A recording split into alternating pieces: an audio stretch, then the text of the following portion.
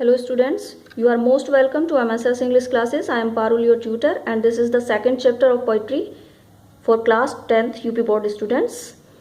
And the title of the poem is The Psalm of Life, written by S.W. Longfellow. S.W. Longfellow, Henry Wadsworth Longfellow, who was an American poet. He was very great poet, and the title of the poem means Psalm means devotional song of life, जीवन का devotional song means धार्मिक गीत, एक ऐसा गीत जो inspiration देता है जीवन को पॉजिटिव तरीके से जीने की, और जीवन का मुख्य लक्ष्य क्या है ये हमें इस पोएम के अंदर पता चलता है। तो पोएट ने बहुत ही इंस्पायरिंग पोएम लिखी है और ये पोएट के इंस्पायरिंग पोएम्स में से एक है। पोएट ने इसमें लाइफ के बारे में बताया कि लाइफ के प्रति हमारा दृष्टिकोण कैसा होना चाहिए और लाइफ में हमें कितना पॉजिटिव रहना चाहिए ताकि हम दूसरों के लिए भी इंस्पिरेशन बन सकें। इस पोएम के अंदर 4 स्टैंजाज हैं। ये पोएम काफ़ी लंबी है लेकिन यहाँ 10th के स्टूडेंट्स के लिए अब इसके अंदर केवल 4 स्टैंजाज हैं। पहले इसमें 8 स्टैंजाज हुआ करते थे। Life is real, life is earnest and the grave is not its goal, dust thou art to dust returnest was not spoken of the soul. Poet कह रहे हैं लाइफ इज रियल, कि लाइफ जो है real है, वास्तविक है। Life is earnest, life earnest है, सच्ची है। And the grave is not its goal, और लाइफ का उद्देश्य केवल इतना ही नहीं है कि हम कब्र में चले जाएं, इस दुनिया में आए और कुछ भी ना करें और बस गोल का मीन्स क्या होता है, उद्देश्य, लक्ष्य, कि मात्र जीवन का उद्देश्य कब्र में चले जाना नहीं है। इट मीन्स लाइफ में आना और फिर मर के चले जाना और लाइफ में कुछ भी ना करना, ऐसा लाइफ का उद्देश्य नहीं है। डस्ट डाउ आर टू डस्ट रिटर्नेस्ट, इस लाइन का मीन्स है कि हम मिट्टी से बने हैं और मिट्टी में ही मिल जाना है। ये कहा जाता है ना कि मिट्टी के, ये शरीर तो मिट्टी का है, मिट्टी में मिल जाएगा तो क्या करना है। कुछ लोग ये सोच के बैठ जाते हैं कि क्या करना है, एक दिन तो जाना ही है। तो पोएट कह रहे हैं कि डस्ट दाउ आर्ट, कि तुम मिट्टी से बने हो, कि हे मनुष्य तुम मिट्टी से बने हो। आर्ट मीन्स इस बॉडी के लिए आया है कि ये भगवान की आर्ट ही तो है, कि ईश्वर ने हमें ये शरीर दिया है, उसकी ये आर्ट ही तो है। तो वो कह रहे हैं कि ये डस्ट से बना है, मिट्टी से बना है, यानी कि ये शरीर 5 तत्वों से मिलकर बना है। सभी जानते हैं water, air, fire, earth and sky.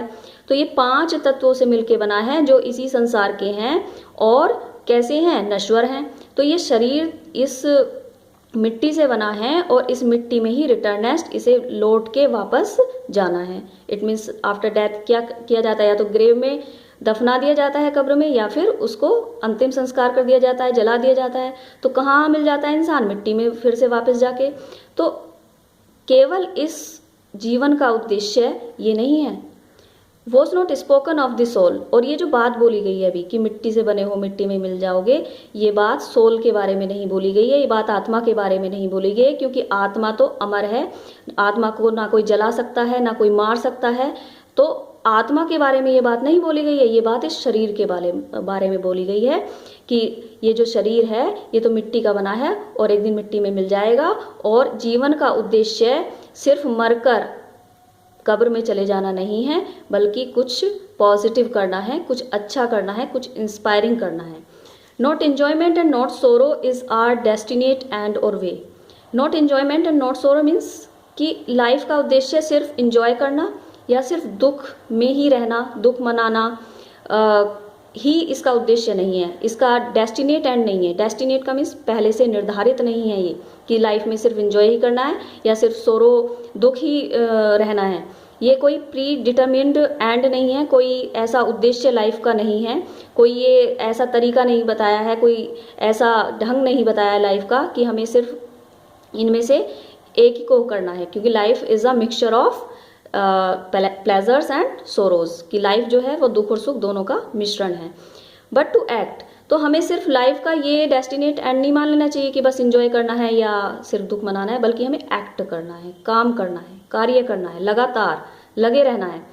That is tomorrow, और क्यों लगे रहना है, ताकि हर आने वाले कल, जब हम कल आने वाले कल में जाएं, यानी कि जब हम अगली सुबह उठें, फाइंड अस फार्दर, तो अपने आप को आगे पाएं देन टुडे, आज की अपेक्षा। तो इसलिए हमें लगातार कार्य करते रहना है ताकि हम आगे बढ़ें, आने वाले कल हम अपने आप को आज से आगे पाएं। In the world's broad field of battle, in the bivouac of life, be not like dumb driven cattle, be a hero in the strife। तो पॉइंट यहाँ कह रहे हैं कि in the world's broad field of battle, कि ये जो संसार है इसको क्या बोला है, ब्रॉड फील्ड, विस्तृत बहुत बड़ा मैदान, ऑफ बैटल युद्ध का, कि ये जो संसार है ये इतना बड़ा मैदान है जैसे कि युद्ध का मैदान होता है। और इन द विवॉक ऑफ लाइफ, और जीवन के इस खुले मैदान में, विवॉक का मीन्स होता है टेम्परेरी कैंप, कि जो जीवन है जो हमें ये मिला है, हमने इस युद्ध के मैदान में, जो संसार रूपी युद्ध का मैदान है, इसमें जीवन का टेम्परेरी कैंप लगाया है, यानी कि हम कुछ समय के लिए यहाँ आए हैं।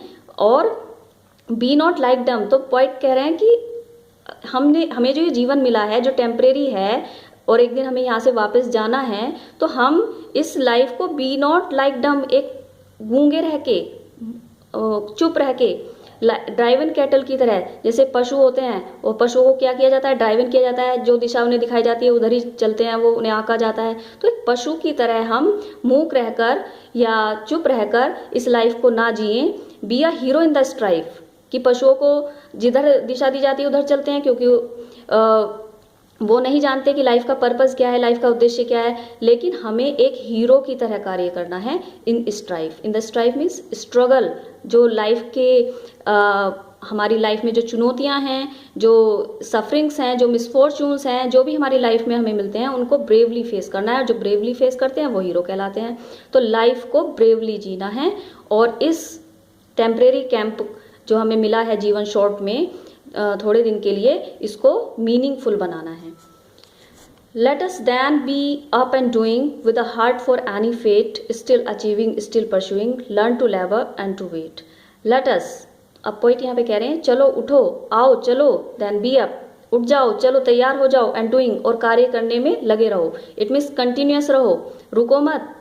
With a heart for any fate, और ये मत सोचो कि with a heart of any fate, कि कोई भी भाग्य हो, यानी कि भाग्य में जो लिखा है वही होगा, जो मिलना है वही मिलेगा, ऐसा नहीं सोचना, बल्कि हमें उठना है और कार्य करना है, अपने कार्य में लग जाना है, बिना ये सोचे कि क्या होगा, क्या इसका भाग्य में लिखा है, पता नहीं मिलेगा कि नहीं मिलेगा, ये सब नहीं सोचना है। स्टिल अचीविंग, हमें हमेशा प्राप्त करने की ओर बढ़ना है। स्टिल अचीविंग, हमेशा प्राप्त करने वाला ऐसी सोच रखनी है। स्टिल परसुइंग, और हमेशा उस कार्य को करते जाना है, आगे आगे बढ़ते जाना है। परसुइंग का मीन्स किसी कार्य को फॉलो करना, तो हमें अपनी हार्डवर्क को लगातार जारी रखना है। लर्न टू लेबर, और हमें सीखना है टू लेबर, कठिन परिश्रम करना, एंड टू वेट, और फिर क्या करना है, पेशेंस, हमारे अंदर पेशेंस होना चाहिए, उसके रिजल्ट आने तक पेशेंस हो, कि उसका जो परिणाम है उसका वेट भी करना हमें आना चाहिए, यानी कि सब्र भी रखना चाहिए, और मेहनत करना सीखना चाहिए। और यदि हम ऐसा करते हैं तो रियली हमें लाइफ का पर्पस मिल जाता है। यही लाइफ का वास्तविक पर्पस है जो पॉइंट यहाँ बताना चाह रहे हैं। Thank you for watching my video.